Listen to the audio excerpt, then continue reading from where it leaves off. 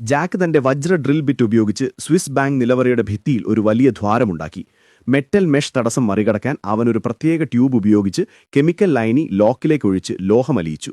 തുടർന്ന് പൈപ്പിന്റെ തൊപ്പി അഴിച്ച് നിലവറയിലേക്ക് വെള്ളം കയറ്റി അത് അലാറം സിസ്റ്റം പ്രവർത്തനക്ഷമമാക്കി.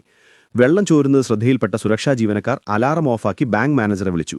മാനേജർ ബാങ്കിലേക്ക് ഓടിയെത്തിയപ്പോൾ ജാക്കിന്റെ പങ്കാളിയായ ജൂലി വഴിയിലൊരു മരം വീഴ്ത്തി അവരെ തടഞ്ഞു. ഇത് ജാക്കിന് നിലവറയിൽ പ്രവേശിക്കാൻ സമയം നൽകി. വെള്ളപ്പൊക്കം ഇലക്ട്രോണിക് പാനലുകളിൽ ഷോർട്ട് സർക്യൂട്ടുണ്ടാക്കി എല്ലാ ക്യാമറകളും ഓഫായി. ജാക്ക് ഒരു ഡൈവിംഗ് ഷൂട്ട് ധരിച്ച് മെഷ് മുറിച്ച് നിലവറയിൽ പ്രവേശിച്ച് ആഭരണങ്ങൾ ശേഖരിച്ചു. ജാക്ക് രക്ഷപ്പെടാൻ ശ്രമിക്കുമ്പോൾ വെള്ളപ്പൊക്കം ഒരു തട്ടിപ്പാണെന്ന് മനസ്സിലാക്കിയ ഷെരീഫും സംഘവും ബാങ്കിന് പുറത്തെത്തി. അവർ എല്ലാ മാൻഹോളുകളും കാവൽ നിർത്തി. അതേസമയം ജൂലി പോലീസുകാരിൽ നിന്ന് രക്ഷപ്പെടാൻ ഒരു ഉപകരണം ഉപയോഗിച്ച് 2 സുരക്ഷാ ജീവനക്കാരെയും പിന്നീട് 2 ഓഫീസർമാരെയും വീഴ്ത്തി ജാക്കിന് രക്ഷപ്പെടാനുള്ള വഴി തടഞ്ഞു.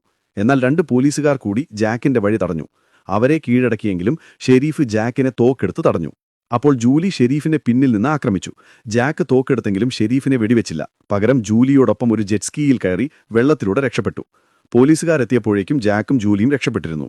Subscribe and follow for more videos.